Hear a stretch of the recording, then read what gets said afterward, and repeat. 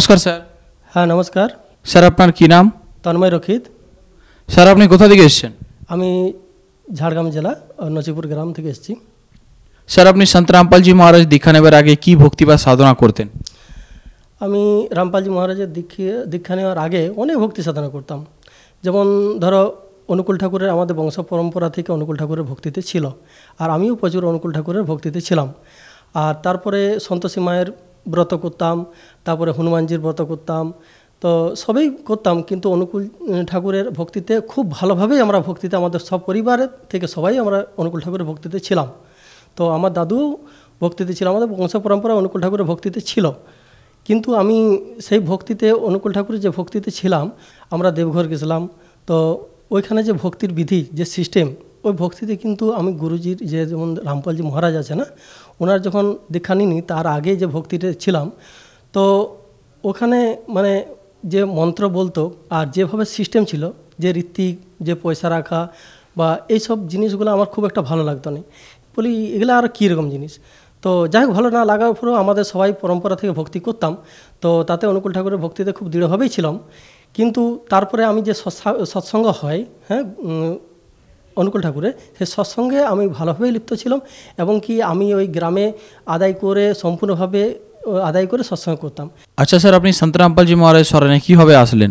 আসার কারণটা হচ্ছে, যখন করোনা এসেছিল না, তো আমি দেখলাম করোনা আসার পরে সব অনুকূল ঠাকুরের যে দেবঘর আছে সেখানেও সব বন্ধ হয়ে গেছে, তারপরে যে মন্দির বন্ধ হয়ে গেছে, মসজিদ বন্ধ হয়ে গেছে, সব বন্ধ হয়ে গেছে। তখন আমার ভিতরে অনেক কিন্তু আসলো, কিন্তু আমি বলছি যে এরকম কেন আসলো। তো আমি তারপরে মহাভারত, রামায়ণ সব আমি দেখতে থাকি। তো দেখতে দেখতে হঠাৎ করে একটা এপিসোড দেখি, একটা বাচ্চা ছেলের এপিসোড দেখি।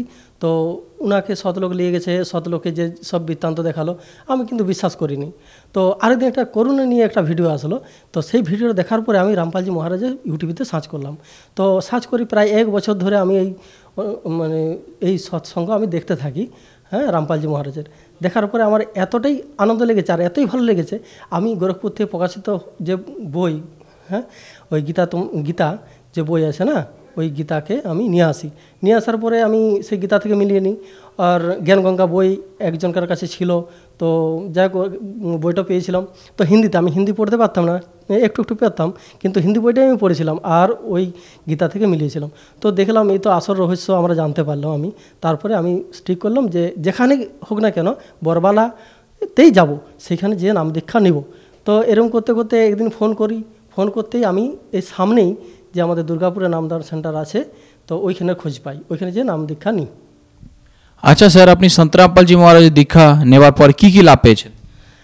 লাভ তো অনেক পেয়েছি, তো যাই হোক শর্টকাটে একটু বলি। যেমন আমার পেটের সমস্যা, প্রচুর সমস্যা ছিল, এতই গ্যাস হতো, একটা ট্যাবলেটে 20 টাকা, 25 টাকা, 15 টাকা এরকম ট্যাবলেট আমাকে খেতে হতো।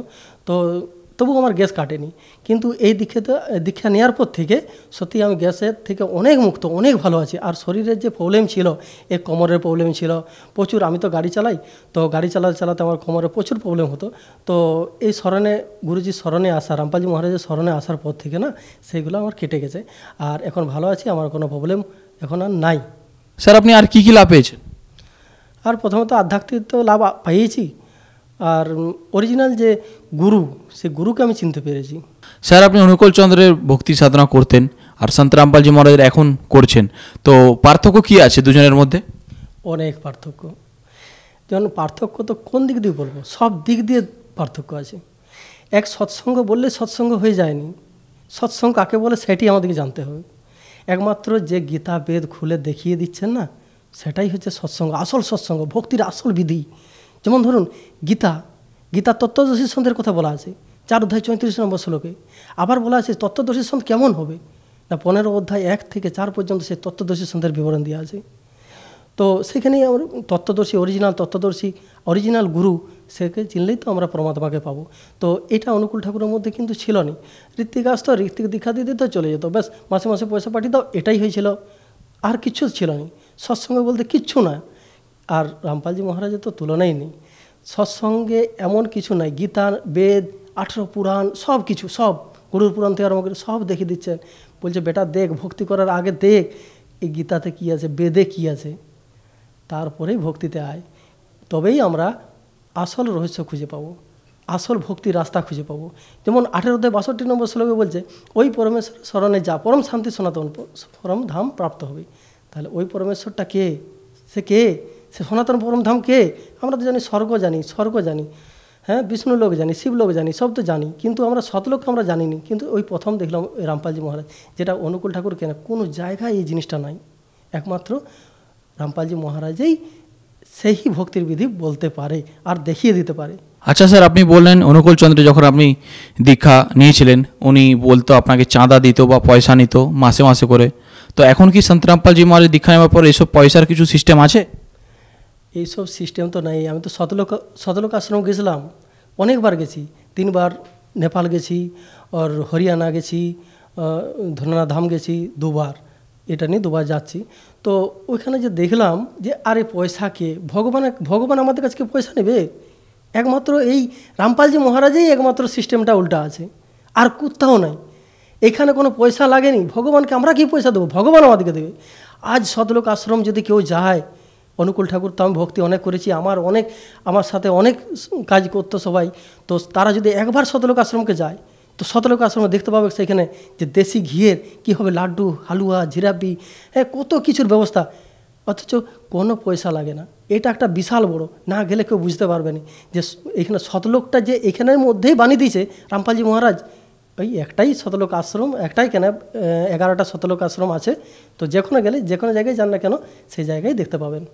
তা যে দেখে নিন, আর এবং কি যতজনই যাক না কেন কোনো অসুবিধা নেই। গুরুজি রামপালজি মহারাজ সবাইকে আমন্ত্রণ করে সবার জন্যেই ভোজন ভাণ্ডারের ব্যবস্থা করে দেবেন, এবং কি রাত দিন সমান যত খেতে পারেন। তো একবার আসুন সবাই মিলে আর দেখে যান, আর কোনো পয়সা লাগবে না, ওখানে কোনো পয়সা লাগেনি। আচ্ছা স্যার, আমাদের দর্শকদেরকে আপনি কি বার্তা দিতে চান? দেখুন, দর্শকদেরকে সব থেকে ব্যাপারটা হচ্ছে যারা ভক্তিতে করতে চান, ভক্তি চায়, বেকার ফালতু এদিকে ওদিকে জীবনটাকে নষ্ট করার প্রয়োজন নাই। আমার মনে হয় গুরুজি দেখিয়ে দিচ্ছে, আগে শাস্ত্রগুলো দেখে নিন না, তারপরে আপনি যে খুশি করুন, অনুকূল ঠাকুর করুন, ওর যত ভক্তি সিস্টেম আছে সব করুন। আরে শাস্ত্রকে দেখুন, গীতায় ভগবান শ্রীকৃষ্ণ বলে দিয়ে গেছে, সেগুলো দেখুন আগে, তারপরে আপনারা সবাই ভক্তি করুন, আর সেই ভক্তি করুন, সেই বিধিকে চিনুন। আরে সদ্গুরুকে চিনুন। হ্যাঁ, আমি এটাই আমার থেকে রিকোয়েস্ট আপনাদেরকে আমি জানাচ্ছি। হ্যাঁ, আমার এই এপিসোড দেখছেন না, তো এই টিভি দেখছেন আমার এই এপিসোড আমি যে বলছি না, তো দেখুন না টিভির নিচে যে চলছে না লাইন চলছে, সে লাইনের নাম্বার আছে, শতলোক আশ্রমের নাম্বার আছে, ওই নাম্বারতে ফোন করুন, আপনারা যে কোনো কিছু জানতে পারবেন। আর এবং কি নাম দীক্ষা নিতে গেলে আপনার সামনাসামনি যেখানে সেন্টার আছে সেখানে ঠিকানা দিয়ে দেবেন, ঠিক আছে? আর ওইখানকে নাম্বারে ফোন করতে পারেন, এনি টাইম, যে কোনো টাইম আপনারা করতে পারেন। আচ্ছা স্যার, আপনাকে অনেক অনেক ধন্যবাদ। হ্যাঁ, ধন্যবাদ।